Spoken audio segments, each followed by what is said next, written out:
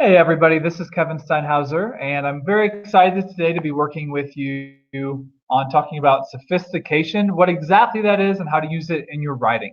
This is one of our AP Lying streams, and I wanted to talk about sophistication this early in the year. This stream is happening early September because sophistication is something that you need to be working on all year if you really want to make gains in your writing and earn ultimately that sophistication point on all three essay types. So we'll talk practically tonight on what AP Language College Board means when the rubric says sophistication.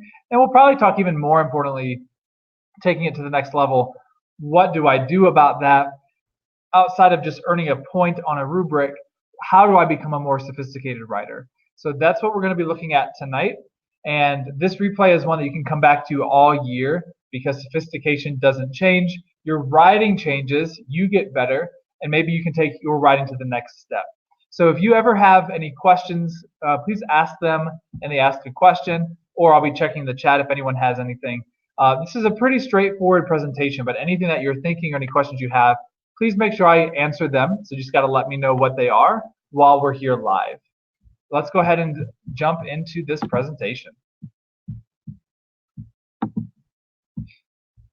All right, if you're not on Think Fiveable Media, if you're on Twitter or we have Facebook groups, make sure you're part of those. The more information that we can give you all throughout the year, the better this year will go. But thank you for being here tonight. It's early, it's September. We're already thinking about how do we maximize our learning this year. All right, speaking of all of that, next week we have a couple really cool live streams set up for AP Language. Stephanie Kirk is a teacher. She'll be walking through a very important, just still foundational live stream. That is how to annotate effectively next week. So make sure you're signed up for that one. That one's a can't miss presentation. We also have a pretty fun presentation from Catherine. She's one of our student streamers. She's going over satire and fallacies and why they're important for AP Language this year. But let's launch into sophistication and what exactly it is. Well, before we look at College Board's definition, let's look at the dictionary definition of sophistication. So Merriam-Webster says, sophistication is the process or result of becoming more complex, developed, or subtle. And honestly, that definition works pretty well for our purposes. It's the process or result, and for us, it's kind of talking about both. We're going to work through the process of becoming better writers this year. Sophistication is kind of the AP buzzword of becoming a better writer. Not just with the content or the what you say, but sophistication is more of the how you say your ideas, you express your ideas in writing. And then the second half of this definition is more complex and developed. Well, we talk a lot in AP Language about developing our ideas and developing our thoughts. That's super important.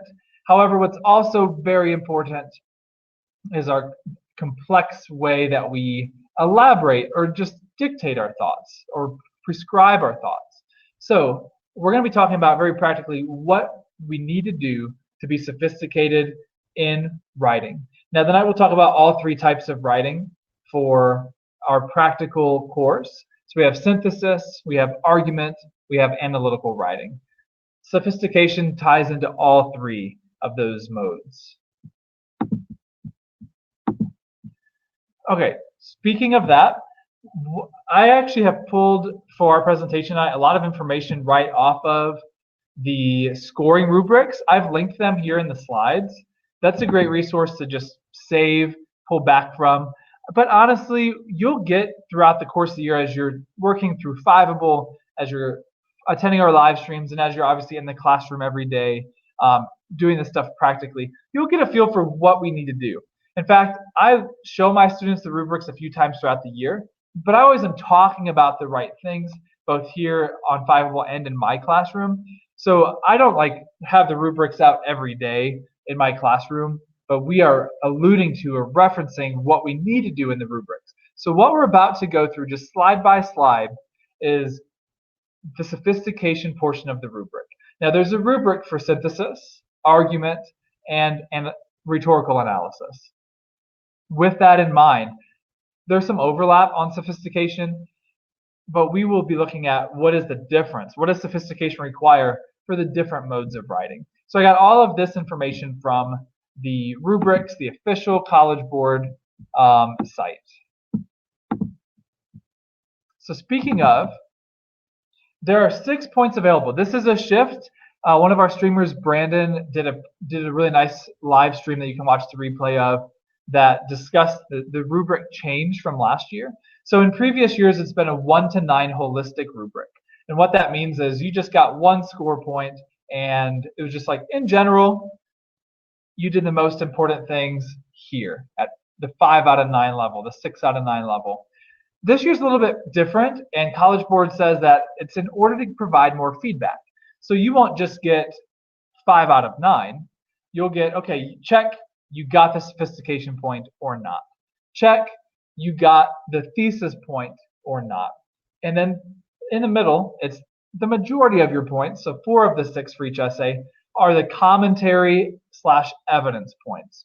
So we'll do other presentations on those throughout the year. In fact, Brandon's presentation is a great one to go back and check the replay out if you've missed it. But tonight, it's all about sophistication. So for each essay, there are 6 points available. 1 point is sophistication.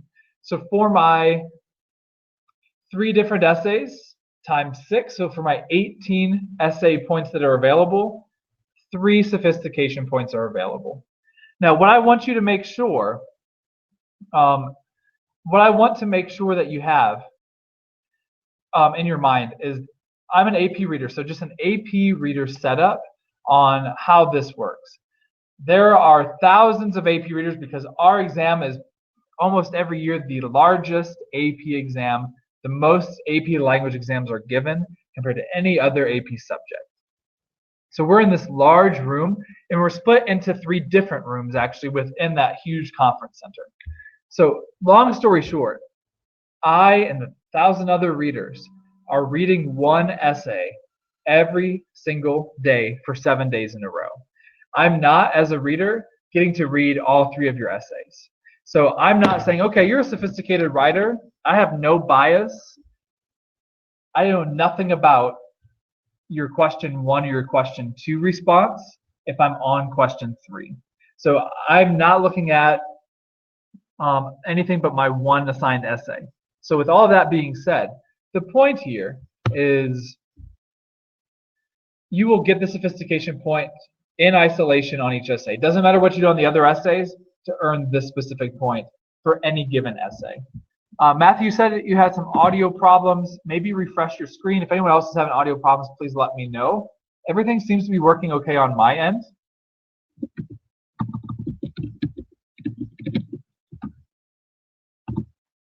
So Matthew, let me know if you need any other support, but let's keep on moving through. So with all that said, let's talk about how we can earn the sophistication point. So the starting point has to be, what does College Board say about the sophistication point? This is a direct quote from College Board's website. This point should be awarded only if, and I think that's a key from College Board, only if the demonstration of sophistication or complex understanding is part of the argument, not merely a phrase or reference. In other words, we're going to grade holistically your sophistication. You either get the point or you don't. And I have not been trained on this because, honestly, no one's went down to that convention center this year to grade. This is a new rubrics. This is a new experience for all of us. But I can tell you what I'm inferring and what I do believe and what I've heard from other College Board trained staff. This point is not going to be like automatic. There's going to be a lot of discretion involved, and we will spend a lot of time this summer being trained on, as AP readers, how to give this point out, when to do it, when not to do it. So you can't, a thesis statement is a much more cut and dry point. There's your thesis statement, I see it, here's your point. I think the majority of students will earn the thesis point. I'll say this again at the end, I do not think the majority of students will earn the sophistication point. So I'm glad you're here tonight because this is something you have to be working on all year to give yourself a shot at this point. We're going to break down, there's actually many ways that you can earn this point, but it has to be across your entire essay. So it's not, here's a beautiful sentence that I spent 5 minutes on in my conclusion. I hope I get the sophistication point. It has to be every sentence showing sophistication in order to earn this point. So let's talk about synthesis and argument first, because they actually have the exact same language on the rubric. The reason for that is synthesis is actually an argument essay. The difference being, and we're not going to break down a whole lot, so don't stress if you don't know this yet tonight, because I want to focus on sophistication. I have not even introduced synthesis in my classroom this year. It's still September 10th at this point. We have time, we'll get there. I actually don't really deliberately practice synthesis until January in my classroom. There's lots of different approaches for how you can do that in your own classroom with your students and teachers. With all of that said, synthesis provides sources. You use those sources to prove your own argument. So the language of the prompt is the same. If you do any of these three things, you will not get the sophistication point. So first, if you attempt to contextualize an argument, but essentially you fail, you will not. So just attempting the right thing is not going to earn you the point. This is going to be a hard point to earn. So when I say contextualizing an argument, I say to put it in context. That's what contextualize means. So I'm the strongest essays put in context what the argument is. We talk about what's happening in the world at the time of the writing. So if I'm writing about, let's say, let's use a recent prompt. So one of the recent prompts said, what's the value of exploring the unknown? If I'm writing about that, but I'm not contextualizing that, that would be merely me saying, it's valuable, let me talk about my own life, and like pigeonholing my explanation and my commentary. So contextualizing says it's talking about the subject holistically and really thinking about what's happening in the world regarding that subject. So that would look like, well, recently we're looking into Mars exploration. That's something that's happening in 2019. I might talk about a more recent thing in order to contextualize my argument. So just attempting to do that is not going to earn me this point. That's the point of this first bullet point. If I have sweeping generalizations and you just want to avoid sweeping generalizations in every part of your writing, please ask questions if you have them, everybody. We've got plenty of people in the stream right now, so don't let me be unclear at any point. So what I mean by sweeping generalizations is just like oversimplifying something. So I'm going to say the opposite of sophistication is oversimplification. Let me say that again. The opposite of sophistication is oversimplification. A synonym for sophistication is nuance. What I mean by nuance is the opposite of generalization. You're really looking at, like, not everything is cut and dry, not everything is black and white. You're really thinking thoughtfully about any given topic. Okay, we'll get more into some practicals, but let's look at the second bullet point. If you only hint or suggest at other arguments, you're not going to earn the sophistication point. So that's like a counter argument is what they're talking about. So if you're like, yeah, I know there's another counter argument out there, but don't really fully address it, you're not going to get the point. And then lastly, you might use complicated or complex sentences or language, such as your word choice. But if those complex sentences and word choice are not actually driving your points further, it's not going to be, oh, I used a big word, there's my point. Oh, did you see that beautiful complex compound sentence that I used? Give me the sophistication point. It's more holistic than that. Just like when we analyze a writer, when I'm awarding a sophistication point or not this year, I'm analyzing you as the writer. I'm saying, did you do things strategically to prove your points? Did you use these rhetorical strategies that we talk about all year in your writing? So it's not, the thesis is very much black and white. You got a thesis, you got the point. That's almost a gimme. Everyone make sure you get that point. This is going to be much harder, and honestly, you will try to get it often throughout the year, and you probably won't get there for the first several attempts at essays, because this sophistication point is difficult. So let's look at a a little bit more here. Let's start to talk about, and again, I'm still in synthesis and argument. Let's talk about how to earn this point. So Matthew, you're here. Do you need to use any specific quotes in your response? Okay. In synthesis, yes. In rhetorical analysis, yes. In argument, you can't, because they only give you a quick little prompt at the beginning. And the argument essay is all about what you have in your mind. What is your background knowledge? And then you're taking your knowledge and building a logical argument with it. So it does depend on the type of essay. With that said, that doesn't have to do much with sophistication. That using specific quotes more plays with the beefier part of the rubric, that those 4 points that are available in the evidence and commentary part. That was a good question. All right, so now let's launch into sophistication and synthesis and argument. The first thing I can do, well, actually, let me not gloss over this. Responses that earn this point may demonstrate sophistication of thought and or complex understanding by doing any of the following. So I'm going to have a few slides and break down many things you can do. And I find this very interesting because I keep saying that sophistication is going to be a very difficult point to get. And hey, I have good news. If you don't earn a single sophistication point on a single essay, you can still get a really solid score on this exam. In fact, if you do really well on all other parts of the exam, you can still get a 5 on this exam. But this is going to be the difference maker for a lot of students between what a 4 is and what a 5 is. So let's break this down.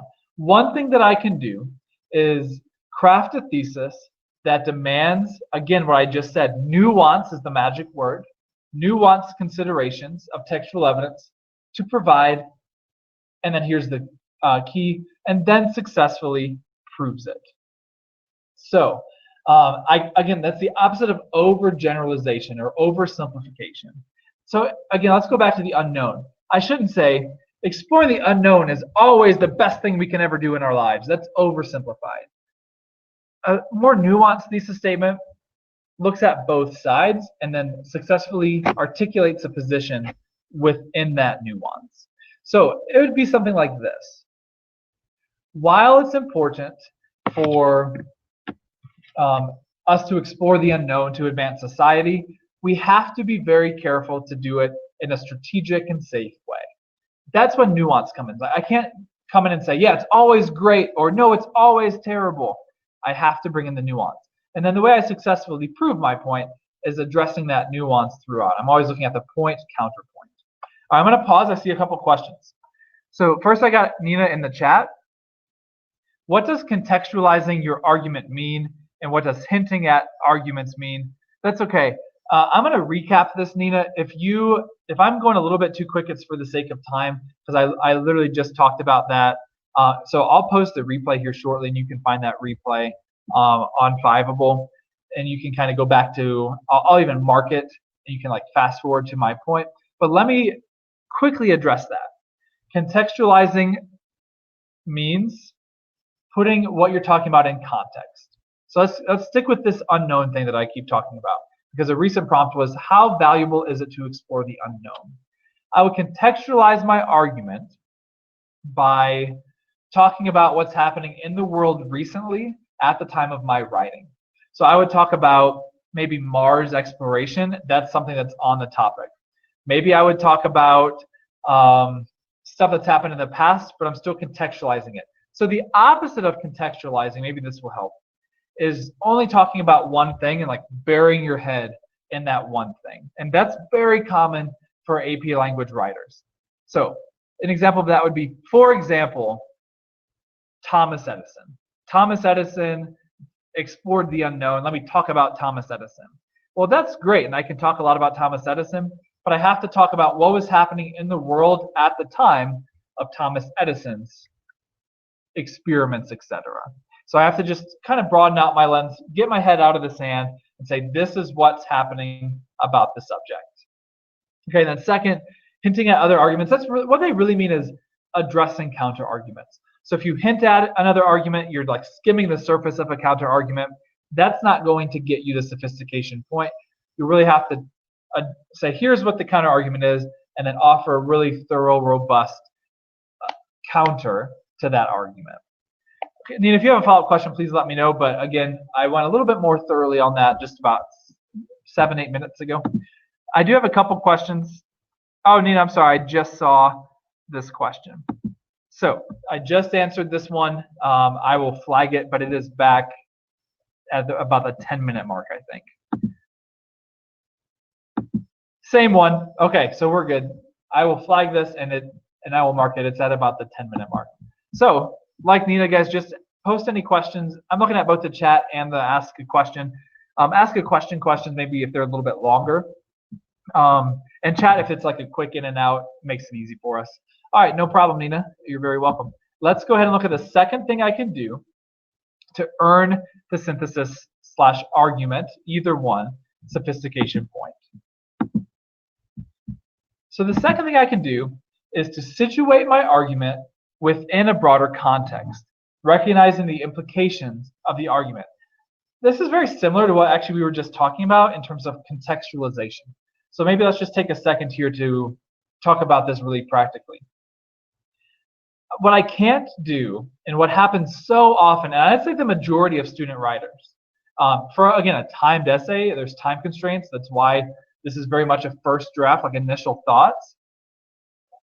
Situating the argument within broader context means the opposite of what I just said, burying your head in the sand and only talking about one or two things. You want to lift your head up, say, this is what's happening in the world about my subject. Now let's talk about it. And you're choosing the most important things, not just the first thing that comes to your mind or the thing that you can talk about. So obviously your background knowledge in the world, in which you all have a lot of, very much comes into play here. Let's keep moving because I think we've talked about that one at length. The next thing you can do, and again, I think this is really interesting, that you only have to do one of these things technically to get the sophistication point. Now, I'm going to infer here because I've not been trained on this, because no reader has been trained on this in terms of being at the AP reading. This is, again, a new experience for us. But I'm going to infer here that if you do a bunch of these things well, that's going to put you in the yes camp. If you do one of these things like remarkably well and not necessarily don't do one or two of the others, you can still get this point. But again, I'm inferring that this point is difficult to earn. So you have to be like really, really strong at one of these to make it happen, to earn that point. Okay, so the third thing I can do in an argument or synthesis essay is to engage concession, rebuttal, and or refutation. Now, to concede, I had a really funny moment last year in class because someone literally thought for the first like 30 minutes of one of my lessons that concession was a concession stand, and they were very confused of like, what does nachos and Takis have to do with this? Okay, so this concession is talking about to concede. And to concede means to acknowledge that something is true about a counter argument. Now, we're in a political season right now that we're about a year away from the 2020 election, about a year and 2 months. Whoever loses the 2020 election, this is just tradition, so I'm assuming it's going to happen again in 2020, will stand up on the night of the election or as soon as the election is pretty clear and concede the results of the election. I acknowledge that my opponent has won. It's similar, but in our context, to concede means to acknowledge, okay, yes, the counter is true. So let's talk about the unknown prompt again. You might concede this. I concede that some exploration has ended in tragedy. Think back to space exploration, which I've been talking about a little bit. There has literally been deaths due to space exploration. Someone might say we should not explore the unknown because people might die. So you might concede that point. You agree and acknowledge that that is true. However, then you get to go make your own point. So maybe that would be, however, for the greater good, we have to ask and enlist brave men and women to risk their lives in order for us to continue to advance as a society and as a species. That could be your point if you're talking about space exploration, exploring the unknown.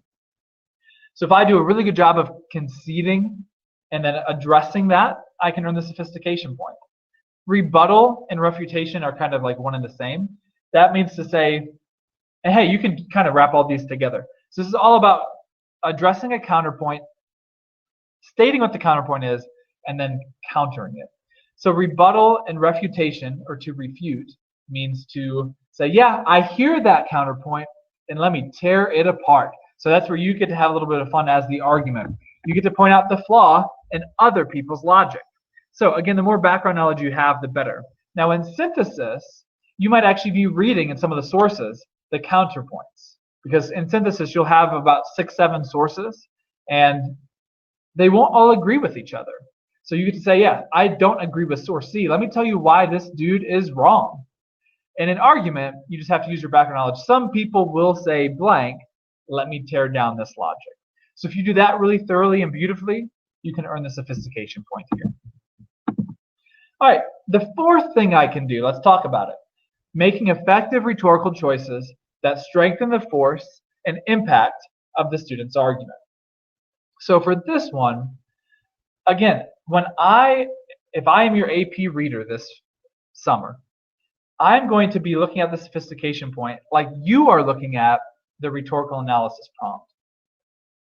Are you making writing choices, not just to get your points out there and get those points, but to develop a coherent argument?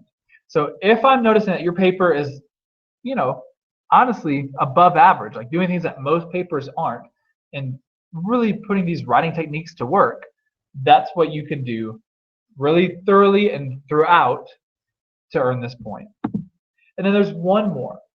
So the fifth and final thing I can do to earn the synthesis or argument point is to utilize a prose style that is especially vivid, persuasive, convincing, or appropriate. Now this language was on the rubric, the last decade, but it was part of the holistic rubric. So hey, if you didn't get there, you didn't get there, right? Now it's like it's all or nothing for this point, but again, it's only one of 6 points that are available. So by that, I think 4 and 5 are pretty much hand in hand. Are you just inherently a good writer? And by that I mean, are you inherently using all of the writing tools in your tool belt to cohesively prove your points? So that includes sentence structure, that includes every sentence building to the next, that includes really clear, precise language diction. Okay, Will, thanks for your question. It looks like I just answered it. What kind of rhetorical devices do you look for? Yeah, so I'm not looking for let's be clear about that. I think that's a good clarity question, Will. I'm not looking for did this student use a metaphor? Did this student use pathos? I'm looking for just, are you intentionally using words, or are you just putting thoughts down? Are you intentionally crafting an argument, or are you being a writer or just a thinker? And let me clarify that a little bit. You have to be a thinker, right? You have to have strong thoughts. But can you also convey those thoughts strongly through writing? So that's the difference maker here. Guys, I appreciate the questions tonight. That's the end of synthesis and argument. I'm going to shift gears to analytical. There's some overlap, but it is a little bit different than synthesis and argument. And the reason is this. In synthesis and argument, you are the arguer. In the analytical writing, you are analyzing someone else's argument. So it's just going to look a little bit different, practically speaking. If you have any final questions on synthesis and argument sophistication, please pop them in, ask a question, or just in the chat. I can keep track of it. But let's start to shift gears to rhetorical analysis. So again, let's start with what not to do.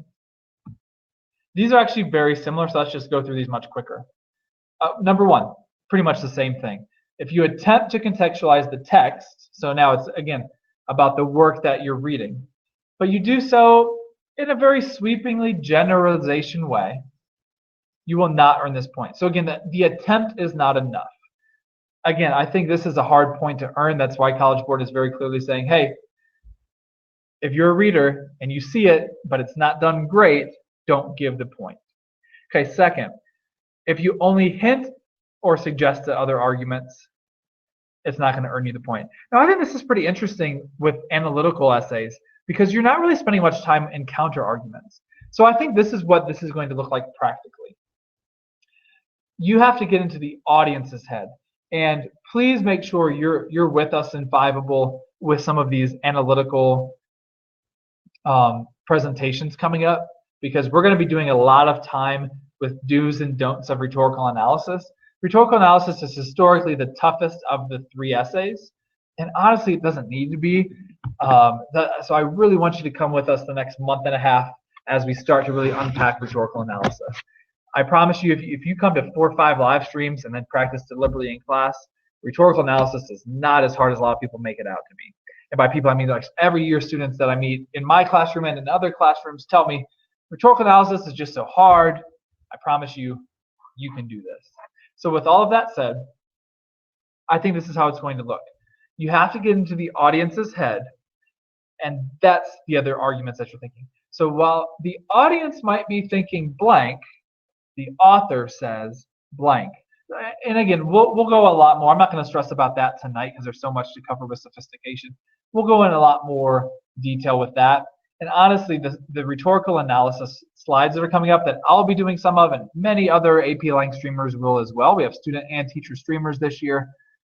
A lot of it's going to be focused on nuance. I've been saying the word nuance about rhetorical analysis for 9 years now.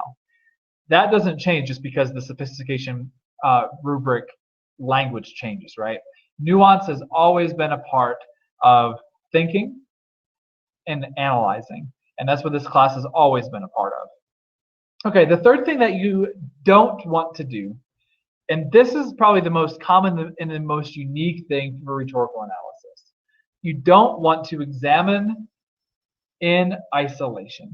So I had a whole live stream last year that was called "This is not a matching game." You don't want to say, oh gosh, what is this text about? Well, at least I see some pathos here. Let me talk about some pathos. You don't want to talk about something in isolation. So by doing that, you're definitely not going to earn the sophistication point, because you have to understand the text and the nuance of the text itself, and you have to represent in your essay that you do understand the text, that you do have this knowledge, and you do understand how this text is working together. So again, please, if you don't learn anything else from me from this slide, do not try to analyze in isolation. Don't just like go through and say, there, I found something. Let me talk about it. Talk about the most important strategies and how they are working together. All right, so now let's talk a little bit more about what not to do. So again, don't oversimplify complexities in the text. In other words, just show that you're reading the text with nuance. And then same as the synthesis and argument slides, use complicated, do not use complicated or complex sentences, but not like working together, or not just like randomly. So again, this is holistic. Make sure that you view this sophistication point as such. Let's start to talk about how to earn the point. So same thing, we'll just break down very quickly what you need to do to make sure you do earn this point for rhetorical analysis. And then we'll end tonight with some kind of like debrief thinking time and any final questions. All right, so first thing that you can do, and again, you could technically do any of these if they're done really, really well and earn this point. So crafting a thesis that demands nuanced consideration of textual evidence to prove, and then proves it. So very similar to the language of argument and synthesis, with one difference being textual evidence. So you need to have nuanced consideration of textual evidence. You will be citing the text frequently in rhetorical analysis. The second thing you can do is explain very thoroughly the significance or relevance of the text purpose within a broader context. So that goes back to the contextualization points that we were making earlier. Don't just like randomly talk about a metaphor in line 10. Talk about what's happening in the world at the time of the writing. Talk about the audience, and do so better than average. Let that be the majority of your commentary. All right, the third thing, I'm not going to take too long here because we've talked about this already in synthesis and argument. you are engaging in concession, rebuttal, and or refutation. This is weird because it's analysis. Again, I think that's when you really get into the audience's mindset and say, this is what the audience might be thinking, and this is how the author addressed their thoughts. 4, you can also earn the analytical sophistication point by recognizing and accounting for contradictions or complexities within the text. So this is different for analysis because you have a text in front of you that you're analyzing. So if you like really tear this text apart, not like criticizing it, but just saying, hey, I notice, and I think focus more on the complexities and the contradictions, because I don't want you to take away from this, I need to like look for flaws in writing. You're not going to generally have very many flaws in the pieces that are provided because they're pieces of good writing, of really strong rhetoric. So focus here on complexities. So you're really tearing apart why this text works and how it works together and how it works together to prove a point to a certain audience. It's all about, in analysis, the audience. The next thing you could do, and actually 5 and 6 are the exact same as synthesis and argument. So make effective rhetorical choices that strengthen your argument. And 6, use a very effective prose style. So it's very, very similar to what we just talked about. It's holistic. It's not, I see a beautiful paragraph or beautiful sentence or two. It's throughout the whole thing. Are you owning that you are a writer, not just an analyzer? And that's the difference. You're all going to be analyzing, but the people who are earning the sophistication point will also be articulate college level writers, not just thinkers, but writers. All right, I want to take some time to, just a couple minutes here, to break down last year's score distribution. Before I do that, I should say that's the end of the bulk of the presentation. Right now, we'll just do some quick overview things. If you have any questions or any last thoughts on sophistication, please let me know. Don't leave the night without understanding what this point is, what it means, and what we need to do about it. Okay, so that was the what it is. Now let's start to talk about what we need to do about it. I want to point something out. These are last year's score distributions. 10% of students last year earned a 5, 18.5% earned a 4. So that's a total of 28.6%. If I could round, it's like a quarter of students. So the majority of students are earning less than a 4 or a 5. Just notice that. So I'm thinking 8s and 9s are rare. Only a quarter of students about got that. I think, and obviously like everything comes into play. There's 6 points on the rubric for each essay. So again, that's 18 points. Plus you have 45 multiple choice questions. So all this comes into play.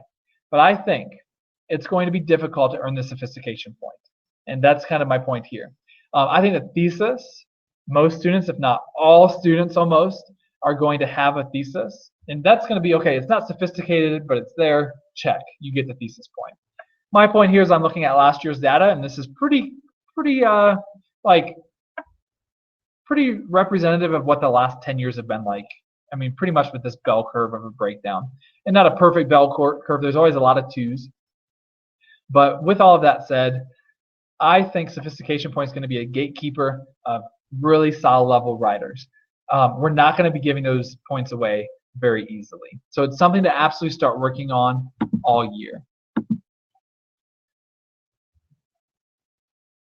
This slide is pretty much what I was just talking about. The sophistication point will be difficult to earn. I have not been told that. This is just my inference as an experienced AP reader and teacher. All right, so should you worry about sophistication even if maybe only a third of the students will get it? Absolutely. As Daniel Bryan says, yes, yes, yes. You should absolutely worry about it. Even if, hey, you worry about it all year and you don't get the point, I have good news. It was still worth the battle, the struggle to become a better writer. Because you're going to take these sophistication skills with you into senior year of high school, into college, and beyond. So how do you start? What do you actually start to do?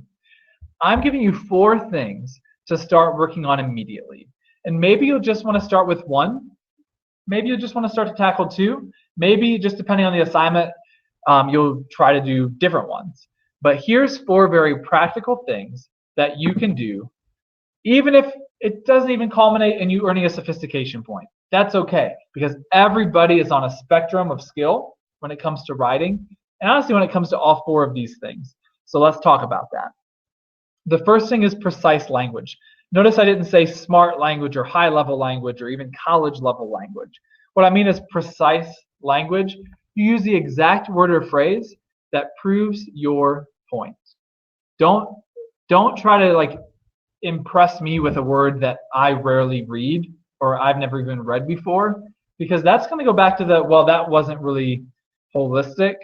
Like, you're not going to earn the sophistication point with like 7 big words throughout your essay. Just be precise and articulate. Second, intentional and varied sentence structure. This is hard to pull off, but this is what the best writers do.